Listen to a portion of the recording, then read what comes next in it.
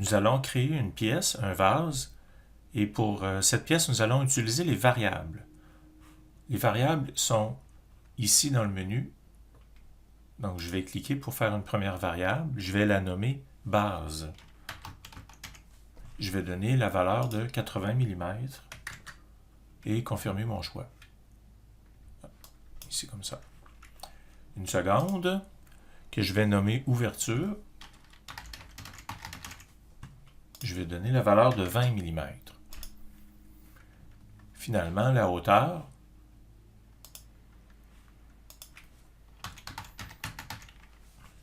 qui aura une valeur de 80 mm aussi. Mes variables sont créées. Maintenant, je vais débuter mon esquisse. Sur le plan ici, la vue de dessus, je vais dessiner une forme. Ici, je vais choisir un polygone.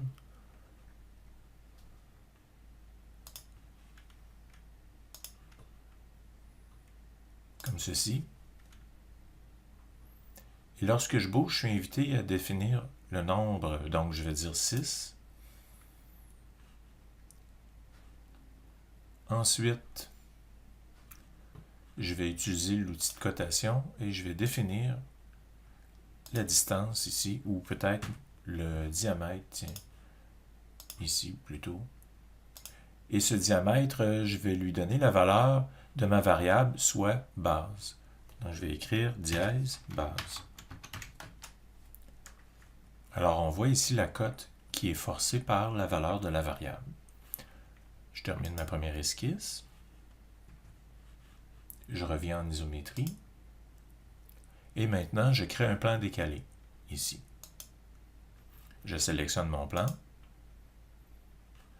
Je définis un décalage qui sera ici la hauteur. Donc, je vais définir dièse hauteur comme étant la valeur du décalage. Je crée une nouvelle esquisse à partir du plan décalé. Je me place à la vue de dessus. J'utilise la même forme. Disons quelque part ici comme ça.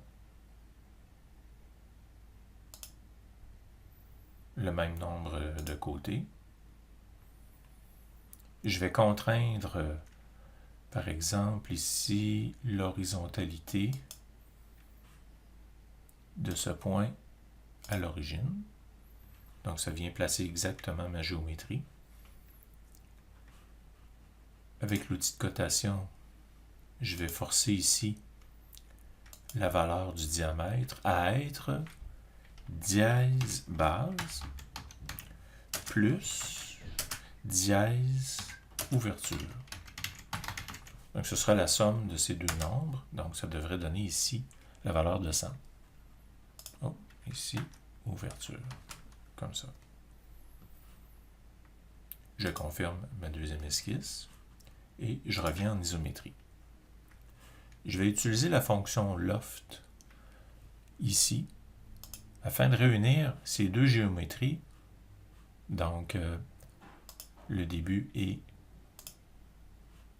la fin, donc les deux faces des deux esquisses sont maintenant réunies. Je peux ensuite définir la normale. Nous allons voir ici l'effet de la normale, comme ceci. Donc, ici, ce qu'on aperçoit, c'est que la ligne est vraiment à la normale là, du plan. Donc, ça donne une forme plus particulière. Et je termine avec une coque. Alors ici, j'utilise la fonction coque pour vider l'intérieur de la pièce avec une paroi de 2,5 mm. Je confirme. Et maintenant, je peux vérifier si les variables s'appliquent correctement. Par exemple, ici, je veux avoir une plus grande hauteur. Donc, je vais plutôt changer pour 120. Effectivement, là, la pièce, le décalé des plans est maintenant de 120 mm. Une plus grande ouverture, 50.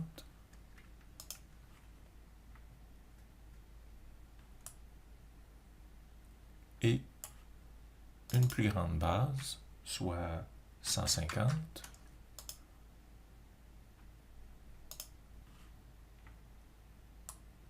Donc, les paramètres fonctionnent.